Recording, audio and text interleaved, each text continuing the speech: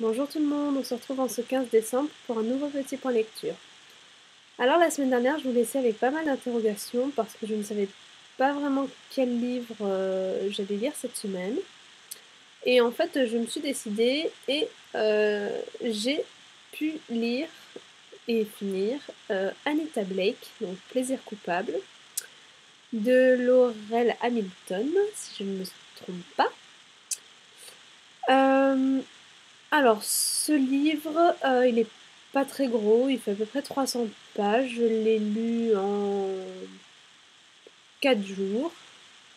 Je me suis pas pressée, hein, j'ai pas lu toute la journée, j'ai pris mon temps, j'ai su apprécier le livre.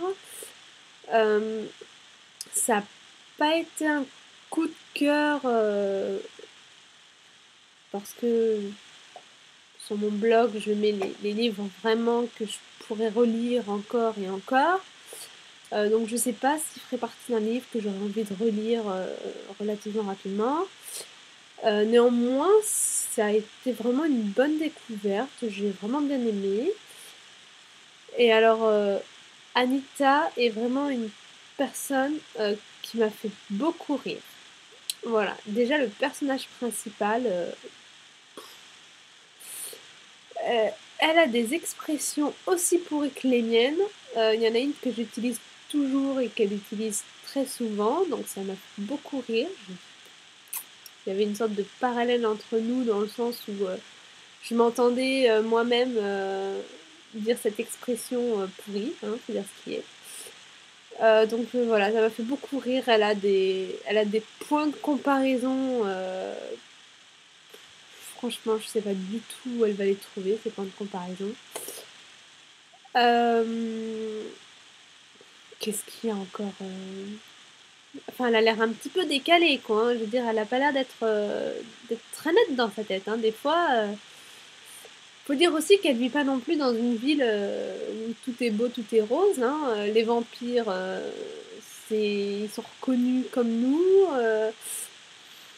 Ils ont leur petit business. Ils sont patrons de boîtes de nuit, de machin. Enfin, bon, je veux dire, déjà à la base, elle n'est pas dans un environnement tout à fait stable. Elle est réanimatrice et elle relève les morts. Donc elle en fait des zombies. Je veux dire, je pense qu'en fait c'est ça qui m'a plu, c'est le fait que elle ait une vie totalement.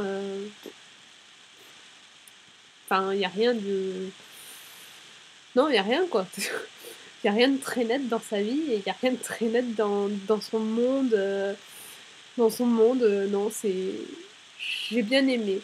En plus, c'est un livre. Il n'y a pas de sexe comme dans. Enfin, il n'y a pas d'amour, on va dire, comme dans les livres que j'ai pu lire avant, genre Merci Thompson, où il y avait Merci avec Adam.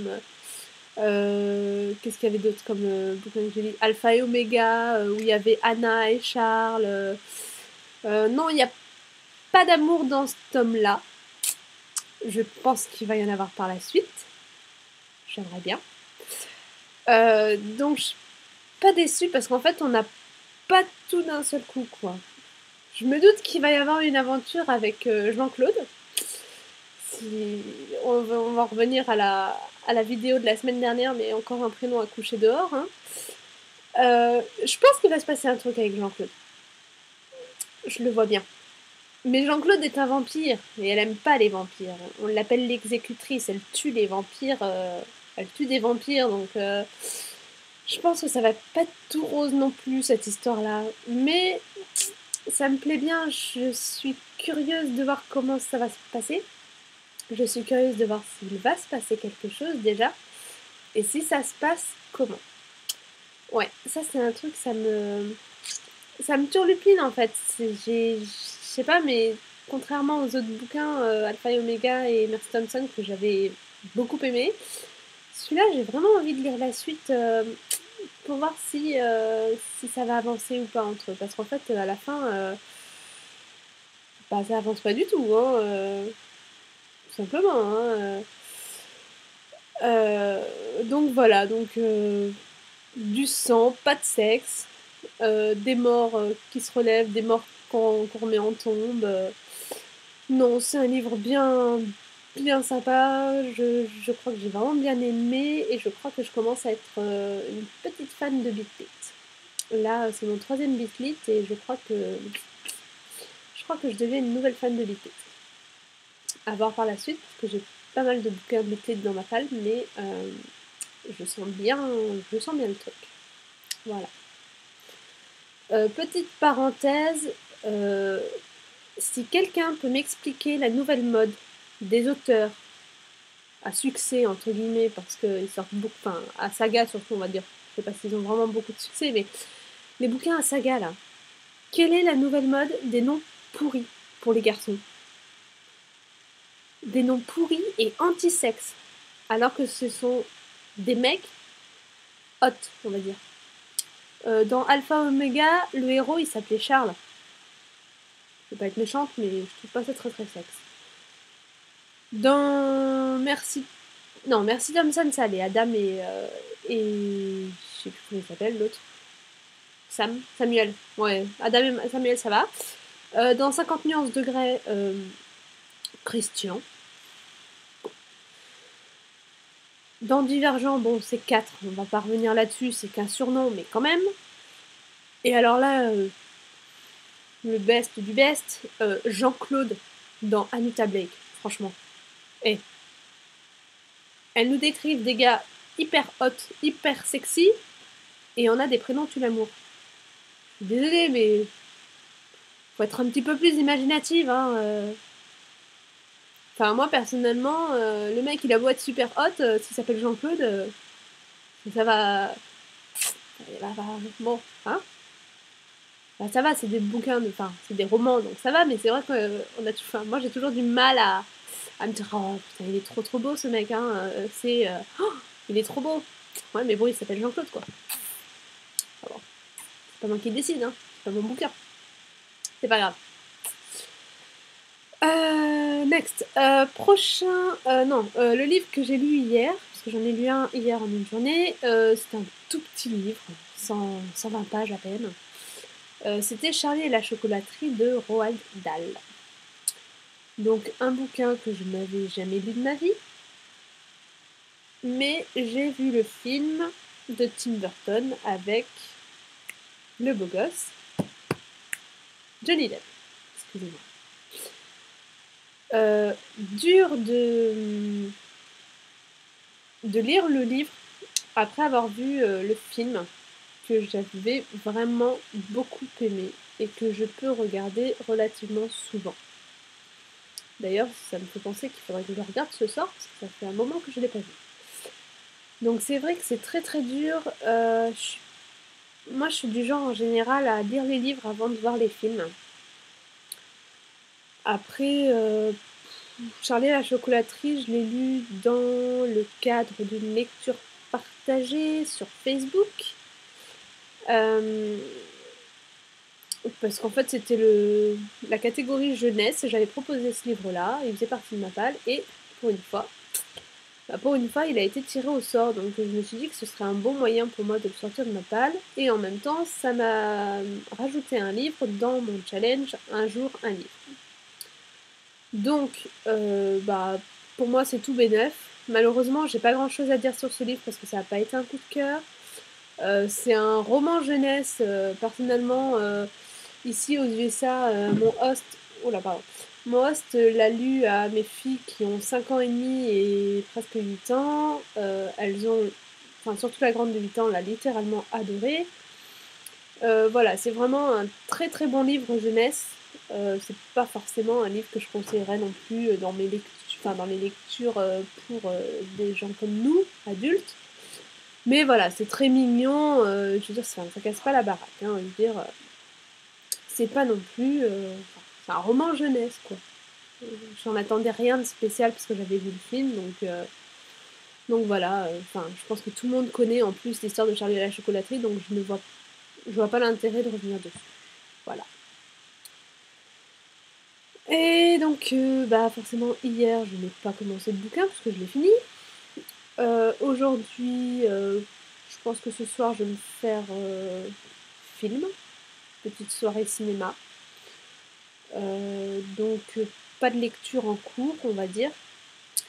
Néanmoins, j'ai déjà une idée de ma prochaine lecture. La semaine dernière, je vous avais parlé de la communauté du Sud de Charlene Harris, ou le tome 2 de Mercy Thompson, ou d'autres bouquins. Et en fait, j'ai pas envie de lire Bitlit sur Bitlit, parce que j'ai peur au bout d'un moment d'en avoir trop d'affilée et de me lasser de ça. Donc après Charlie, j'ai décidé de lire Harry Potter à l'école des sorciers de J.K. Rowling, qui est pour moi une première lecture. Oui, je n'ai jamais lu ce roman. La saga Harry Potter, je l'ai vue, j'ai vu tous les films. J'ai lu les tomes 3, 4, 5, 7. Mais c'est tout. Et là, j'ai décidé de me reprendre la saga entière, parce que j'ai pas lu le 1, 2 et 6, donc je me suis dit que le meilleur moyen, ce serait de lire chaque bouquin, et après chaque bouquin, de me faire le film, parce que j'ai envie de me refaire mes Harry Potter. Voilà, vous avez l'explication. Donc voilà, donc je me dis qu'en plus Harry Potter, ça doit être un bouquin qui se fait relativement vite. C'est du jeunesse, donc ça doit pas être très compliqué. Je me souviens d'avoir dans les livres que j'ai lus moi, le 4, je l'avais lu en grand format, donc je sais pas s'il y a une différence de vocabulaire entre le format adulte et le format jeunesse, mais en 2 nuits, peut-être en 6 heures, je l'avais bouclé le bouquin. Donc je me dis que ça peut être un bouquin que je peux lire super vite, surtout que demain, je me fais le marathon lecture d'Arcaëla des Bois. Donc c'est un groupe sur Facebook, je peux vous mettre un lien juste en dessous de la vidéo, s'il y en a que ça intéresse pour faire partie des marathons. Donc je me dis que si je m'accorde 4-5 heures de lecture, je peux essayer de me lire les 3/4 de Harry Potter. Surtout que bon, je le connais parce qu'apparemment le premier tome est vraiment comme le film, ou plutôt le film est vraiment comme le livre, donc il n'y aura pas de surprise, hein, loin de là, mais voilà, j'ai envie de découvrir la plume de J.K. Rowling, et j'avais pas très envie de lire Une place à prendre parce qu'il y a eu beaucoup de déceptions sur ce livre, alors je me dis que si je commence par Harry Potter, je peux pas me planter. Voilà. Et après Harry Potter, que j'aimerais finir d'ici mercredi, je l'ai déjà pas commencé, je vais déjà le finir, hein. Vous allez me dire, je commence déjà à voir loin. Mais vu que ma sœur arrive à partir de dimanche pour les fêtes de Noël, à partir de là, la lecture va diminuer.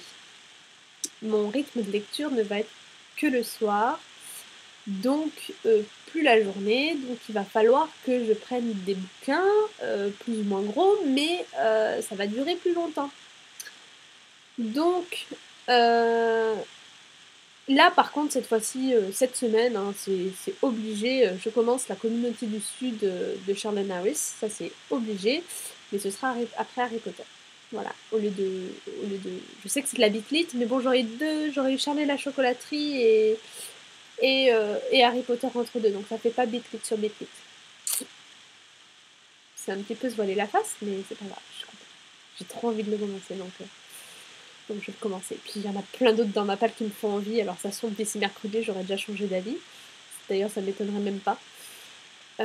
Mais voilà, on verra, je prévois ça, mais on verra ce qu'il en est, on verra où j'en suis, on verra les challenges auxquels je participe, parce que j'en ai beaucoup pour 2013. Je suis déjà inscrite à beaucoup de challenges et cet après-midi, je viens encore de m'inscrire à 2 autres challenges. Je suis une fanat des challenges. Je les réussis pas forcément, mais ça m'éclate d'essayer, donc voilà, ça m'éclate d'essayer, j'essaye, hein, je veux dire, le but du jeu c'est de réussir, mais si on réussit pas et qu'on essaye, c'est pas mal, hein. Donc voilà, donc comme je suis une grande fanat de challenge, là j'en avoir presque une dizaine, donc je m'arrête d'ailleurs, parce que... Mais bon. Donc voilà, ça c'est mon petit programme. Donc, j'espère que vous allez que vous avez eu de bonnes lectures, que vous allez en avoir encore, et je vous souhaite une bonne semaine livresque. Bye!